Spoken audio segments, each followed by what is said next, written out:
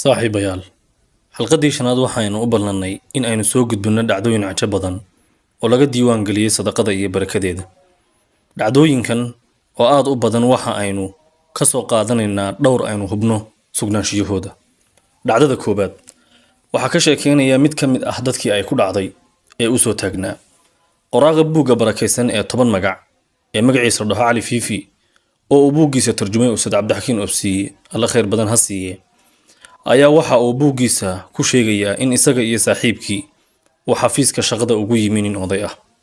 Waxa uu yiri adeer wiil aan dhalay ayaa dhismo sare ka soo dhacay kadibna labadii indhood ayaa araggii ka tegay. Dhakhaatiirtii indhuhuna waxa ay dhaheen ma garanayno wax ku dhacay iyo wax aanu ka qabanno toona ee adeer kaalay qur'aan iigu soo akhriya.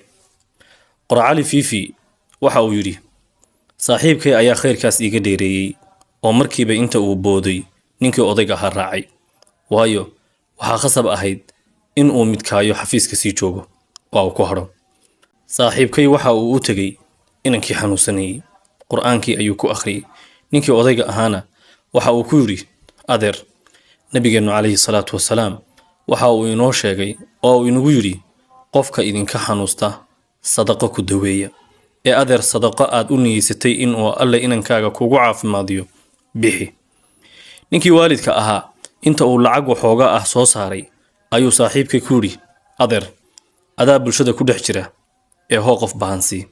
saaxiibkayna miskiin baahan ayuu ka gaarsiiyey oo ugu sadaqadaystay. ninkii odayga ahaa ayaa maalinkii xigay noo yimi. waxa uu yiri adeer labadii indhood mid ka mid ah ayuu alle iftiinkeedii u soo celiyey. kadibna waxaanu ku niri adeer sadaqadii mar labaad ku celi. isla markiiba waxa uu noo dhiibay lacag ka badan midii uu shalay bixiyey. annaguna sidii oo kale ayaanu dad baahan ugu bixin. haddana isla maalinkii xigay ayuu nagu soo noqday. waxaanu noo sheegay in ishii labaad ee idankiisa uu alle subxaanahu wa tacaala iftiinkeedii u soo celiyey.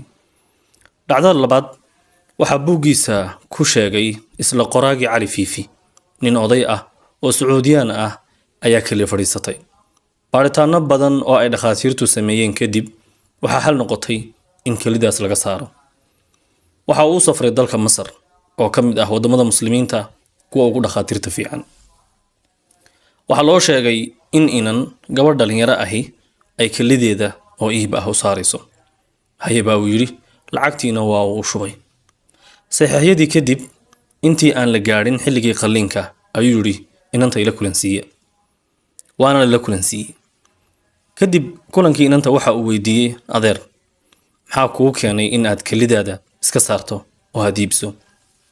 waxay ku tiri adeer xaafadayada ayaa danyar ah aniga ayaana u shaqeeya. haddana waxa ay gaadheen heer aan duruuftoodii iyo baahiyahoodii ka fayn kari waayo. marka waxaan xal u arkay in aan kalidayda u iibiyo.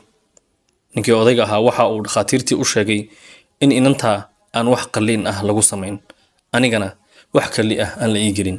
lacagtii uu bixiyey ee inantaasi kalideeda siinaysana ay sidaas ku qaadato oo uu sadaqo u niyeystay, isna uu dalkiisii ku laabanayo. inamadii uu dhalay oo odayga la socday ayaa aad uga soo horjeestay go'aanka aabahood. muran badan kadib waxa uu ninkii odayga ahaa arrintii ku dhameeyey. qofka la qalayay soo aniga ma ahayn haddaba aniga ayaa ka tanaasulay. haddana sacuudigiisii markii uu ku laabtay ayay dhakhaatiirtii baadheen. waxaana soo baxday in kalidiisu sidii ugu fiicnayd ay u shaqaynayso, heerkeedii ugu wanaagsaneydna ay marayso. dhakhaatiirtii waxa ay weydiiyeen waxa uu sameeyey. isna waxa uu u sheegay in sadaqa mooye aanu wax kala samayn. saaxiibayaal waxaa jira dhacdooyin badan oo kale oo haddii aynu soo qaadanno ay xalqaddu inagu dheeraanayso ee aan xalqadda 7 inta hadhay inoogu soo gudbiyo insha Allah.